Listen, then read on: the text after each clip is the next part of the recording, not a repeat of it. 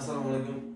Men Abror mahalla do'konim sizlar bilan bugun uchrashuv o'tkazishimiz Rabotoy mahallasiga belgilangan ekan. Ismim Farruh, familiyam Mahmudov.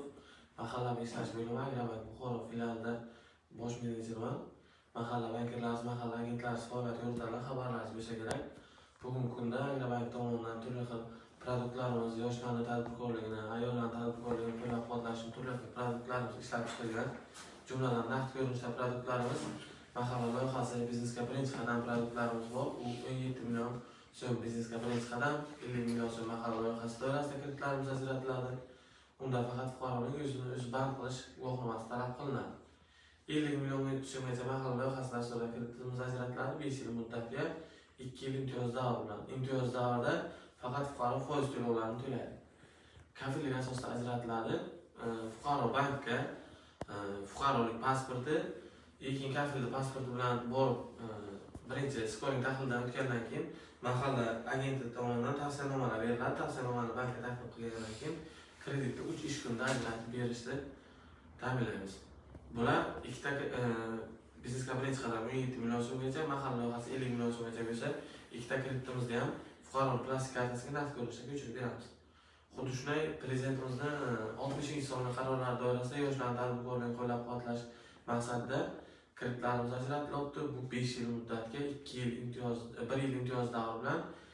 Eng yaxshi tarafi 1 yil imtiyoz davridan yana foiz to'lovlaridan 3 oy imtiyoz davri bor. Bu 3 oy foiz ham to'lamaydi. Umuman foiz ham to'lamaydi. Kreditni 3 oydan keyin foiz to'lovi chiqadi. 9 oy, 9 oydan keyin ta'min bilan qo'shib to'laydi. Xo'sh. Bu 100 milliondan boshlanadi.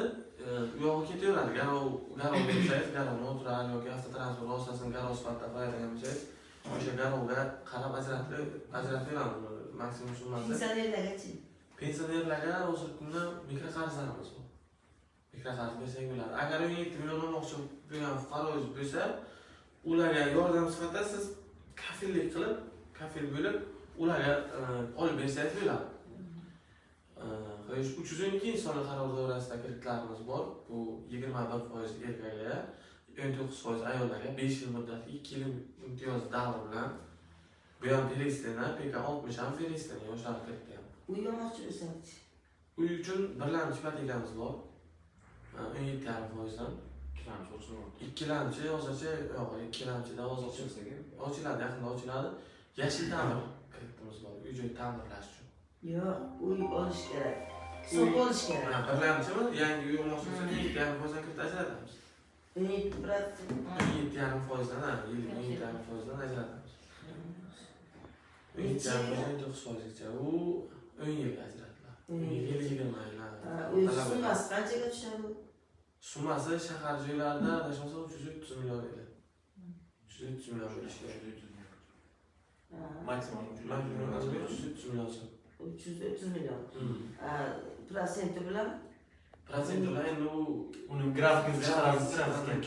Ko'pib ketmaydi. Yo'q. 20 yilda ko'p bo'ladi, agar muddatdan oldin yopadigan bo'lsangiz, baribir yutasiz uni.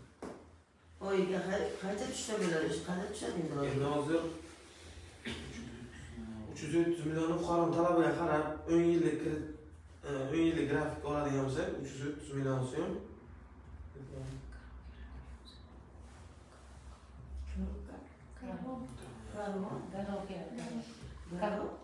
Garov bilan. 5 million so'm foiz chiqadi.